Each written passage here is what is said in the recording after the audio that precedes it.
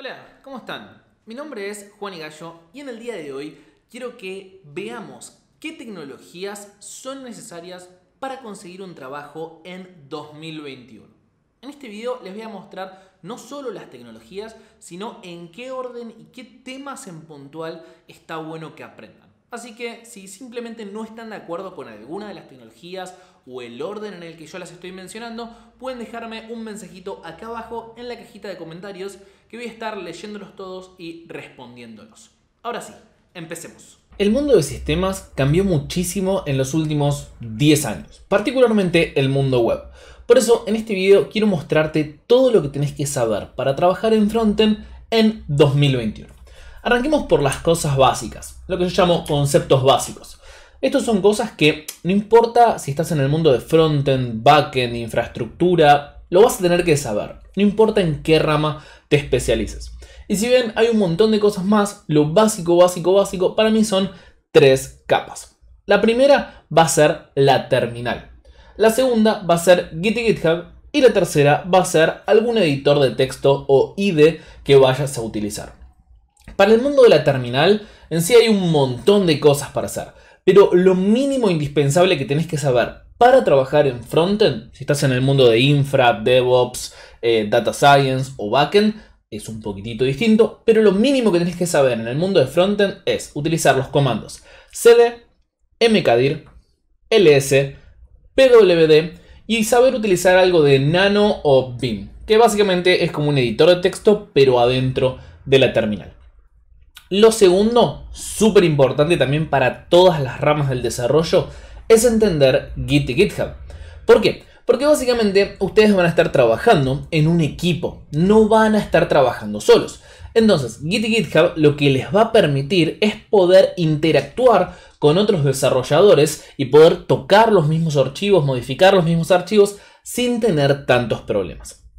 También, Git y GitHub es un mundo súper grande, pero lo mínimo que tienen que saber es lo siguiente: Git clone, Git init, Git add, Git commit y Git push. Si les interesa conocer esto, obviamente en Cursit tenemos cursos relacionados a esto. Todos se los voy a dejar acá abajo en la cajita de descripción. Así que si alguna de estas cosas no saben dónde aprenderlas y les interesa aprenderlas conmigo, pueden ir ver en los enlaces que están en la cajita de descripción y directamente hacen los cursos.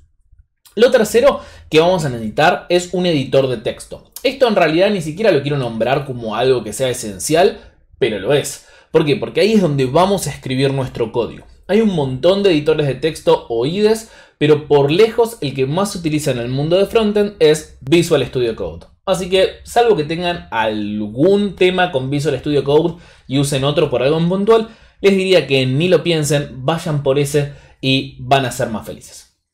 Lo cuarto, que es lo que vendría a estar dentro de estos conceptos básicos, de estos 3 conceptos básicos más grandes que les mencionaba, es toda la parte de networking. Y acá es donde de repente las cosas parece que se complican un poquitito más. ¿Por qué? Porque básicamente el tema de networking es cómo se va a comunicar un cliente con un servidor. Cómo se va a comunicar nuestro frontend con nuestro backend. Y acá hay un montón de protocolos para hacerlo, pero el que sí o sí van a necesitar es uno que se llama HTTP. Existen otros como por ejemplo el mundo de los WebSockets, que está buenísimo que lo investiguen, es súper útil, pero no es lo mínimo indispensable, que es básicamente lo que estamos aprendiendo en este roadmap. Ahora sí, una vez que terminamos esos conceptos básicos, podemos empezar a meternos un poquitito en el mundo de frontend puro. Y acá quiero hacer un pequeño disclaimer, una pequeña aclaración, que van a encontrar un par de colores dentro de este roadmap.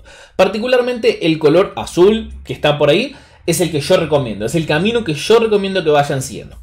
El verde son alternativas que son sumamente viables y el rojo son alternativas que son populares, pero yo personalmente no recomiendo. Entonces, avancemos. HTML. El mundo de HTML es algo que la gente da como por sentado. Dice, no, bueno, ¿sabes programar? ¿Sabes HTML? Esto es algo fácil, no hay ninguna complejidad acá. Pero en realidad sí. ¿Por qué? Porque la gran mayoría de personas que dice saber HTML suele escribir un mal HTML. ¿Qué me refiero con esto? Que mete divs en absolutamente todos lados.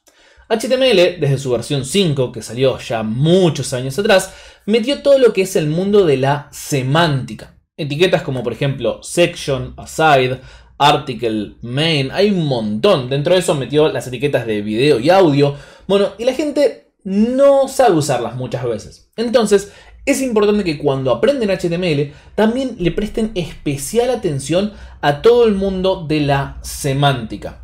Esto es súper útil y les va a dar un gran plus cuando estén haciendo una entrevista y escriban de repente HTML semántico. Una vez que terminen con todo eso, podemos avanzar al mundo de CSS.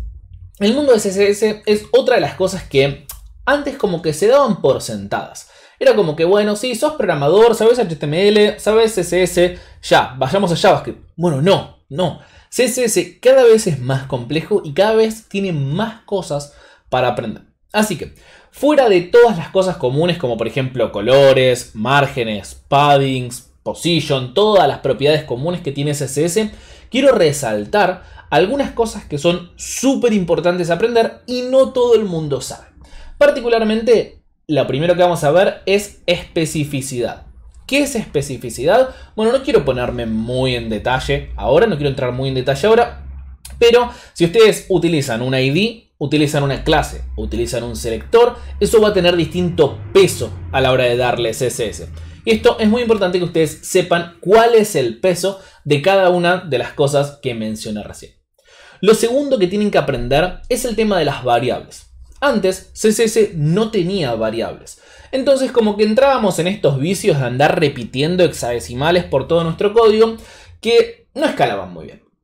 ¿Por qué? Porque básicamente si vos querías cambiar el color de tu marca, querías hacer que tus botones en vez de ser rojos pasen a ser naranjas, ibas a tener que ir cambiando en todos los lados red por orange. Ahora, con las variables, vos podés cambiarlo en un solo lugar y automáticamente impacta en todo tu sitio. Entonces, variables, algo súper importante a tener en cuenta. Lo tercero es el mundo de las grillas. Y cuando digo grillas, no me refiero específicamente al grid, lo cual es algo que es súper importante saber y es un plus, pero lo mínimo indispensable que tienen que conocer dentro de este mundo es Flexbox. Propiedades básicas: Display Flex, Justify Content, Align Items, Flex Direction. Todas las propiedades que estén relacionadas con Flex son súper importantes que las entiendan. ¿Por qué? Porque todavía hay personas que siguen utilizando Display Block e Inline Block para acomodar todo en su HTML y su CSS, y eso suele traer bastantes problemas. Así que aprendan Flex, súper importante. Lo cuarto que quiero mencionarles es el mundo del box sizing. No voy a entrar en detalle con esto, pero vayan y googleen lo que es box sizing. Súper importante, un gran problema que tiene la web y se puede solucionar con una sola línea al iniciar un proyecto. Así que definitivamente vayan y busquen esto. Lo quinto, que esto es algo que sí se le suele prestar atención y suele estar el contenido en los cursos, blogs y demás, pero no quiero dejar de mencionarlo, es el mundo de las media queries. Hoy en día ya no trabajamos solamente en una computadora. Trabajamos en una computadora, en una laptop, en una tablet, en un celular, en distintos tamaños de celular y hasta en un reloj muchas veces. Entonces es importante que lo que nosotros estemos programando, que la web que nosotros estamos programando se vea bien en todos lados. Para eso es súper importante entender cómo funcionan y aplicar correctamente las media queries. Así que, de vuelta, vayan y préstenle mucha atención a eso. Dentro del mundo de CSS se nos empiezan a generar como un par de ramas. Vamos por un lado a algo que se llama frameworks y por otro lado a algo que se llaman preprocesadores. Fíjense que frameworks está en verde. Eso quiere decir que es opcional, es recomendable que lo aprendan, pero no es algo estrictamente necesario.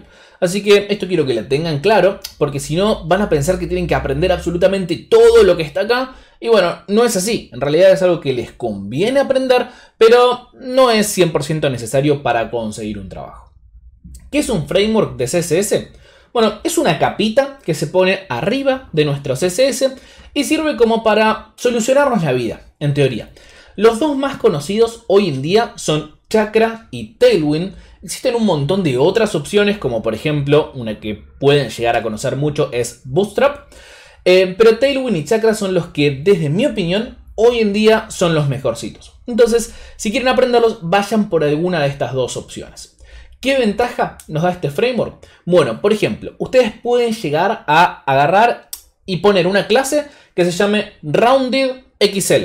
Y solamente con eso va a tener un border radius su elemento. Es como que tienen que dejar de escribir tanto CSS y empezar a utilizar las clases que ya te dan genéricas, Tailwind o Chakra, que básicamente va a hacer que escribas código mucho más rápido. Estos frameworks tienen otras cosas aparte de solamente clases genéricas, como por ejemplo algunas especies de funciones, también se llaman mixins, que son muy útiles. Por ejemplo, si ustedes quieren hacer un elipsis, para quien no sepa lo que es un elipsis, son los puntitos suspensivos, que sea multilínea, no es tan fácil.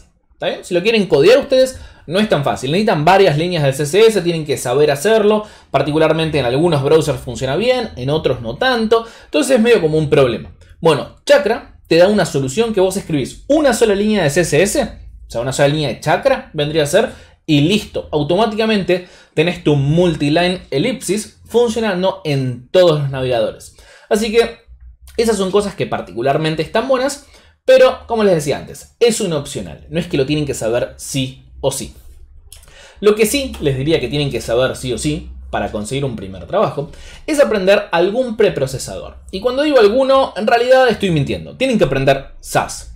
¿Por qué? Porque sí, existen otros preprocesadores. Está LESS, está Stylus, pero son preprocesadores que ya no se utilizan. El mercado no los utiliza, entonces no tiene mucho sentido que los aprendamos. Acá se pueden llegar a estar preguntando, ¿qué es un preprocesador? ¿Para qué nos sirve un preprocesador? Bueno, un preprocesador básicamente es también una capa que nosotros vamos a escribir arriba de nuestro CSS y como el nombre lo indica, lo que va a hacer es, va a compilar desde esa capa a CSS cuando nosotros escribamos un comando. Eso quiere decir que es algo muy parecido al mundo de TypeScript, si saben cómo funciona TypeScript, pero para CSS. Entonces, ¿qué ventajas nos dan los preprocesadores? Particularmente tres. La primera son las variables. Fíjense, hoy en día CSS ya tiene variables, así que es una ventaja todavía medio gris. La segunda es el tema del nesting. No sé si saben lo que es nesting, pero básicamente es escribir CSS en una estructura jerárquica en vez de en una estructura en cascada. Terminan viendo el CSS más parecido al HTML que a como ustedes lo conocen normalmente. Súper útil, especialmente para todo el mundo de la especificidad. Y lo tercero son los mixins. Los mixins son estas funciones que ustedes pueden poner adentro de CSS que les va a servir para, por ejemplo, si quieren tener un multiline elipsis, como les había nombrado antes, escribirlo una sola vez y después simplemente llamar a la función y no tener que estar repitiendo una y otra vez todo ese choclo de líneas de código cada vez que quieran implementarlo. Los preprocesadores poco a poco están muriendo. ¿Qué pasa? El lenguaje en sí, CSS, está empezando a adoptar todas las funcionalidades clave que antes tenían los preprocesadores. Pero lamentablemente las empresas todavía lo siguen utilizando y siguen teniendo varias funcionalidades que el lenguaje no. Entonces tenemos que seguir aprendiéndolos. Así que si van a aprender un preprocesador, SAS. Les diría que lo aprendan, yo lo recomiendo dentro de mi roadmap. Ahora sí. Llegamos al punto que probablemente todos hayan estado esperando y es el mundo de JavaScript. Particularmente la parte más polémica de este roadmap. ¿Por qué? Porque tenemos los tres grandes frameworks. No son literalmente frameworks, no quiero entrar en detalles en este momento, pero llamémosle los tres grandes frameworks: Angular, React y Vue. Y como acá pueden ver con los colores, particularmente yo les diría que vayan por el camino de React. Ahora les explico por qué. Que puedan tomar como alternativa el camino de Vue. Y yo no les recomiendo Angular. ¿Es una alternativa? Sí. ¿Hay mucho trabajo de Angular todavía? Sí. Personalmente creo que el futuro del frontend no va a ir para el lado de Angular. Quizás me confundo. Así que yo les recomendaría que no vayan tanto por ese lado. ¿Por qué React y no Vue para el camino principal? Bueno, porque React hoy en día tiene por lejos la gran mayoría del mercado.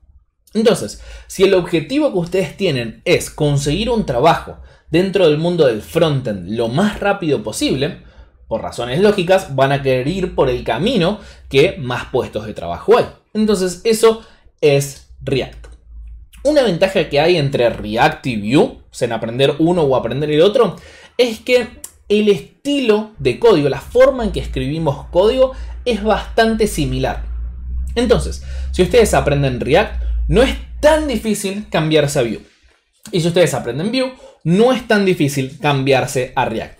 Obviamente no son iguales, pero la idea es bastante similar. ¿Por qué? Porque, por ejemplo, ambos dos tienen un concepto que se llama Virtual DOM o ambos dos utilizan algo parecido a lo que es JSX.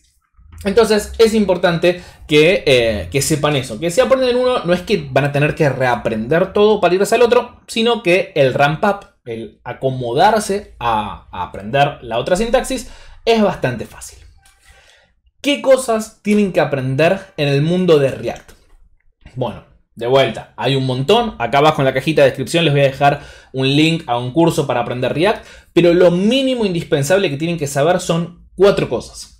Componente y el ciclo de vida de un componente, estado, props y JSX. Esos son como los 4 pilares de React que sin eso no van a poder escribir una aplicación de React, pero una vez que lo entiendan ya pueden ir practicando y pueden ir mandándose a tener entrevistas. De vuelta, hay un montón de cosas más, no sé, existe el mundo de API Context, por ejemplo, existen un montón de cosas más dentro de lo que es React.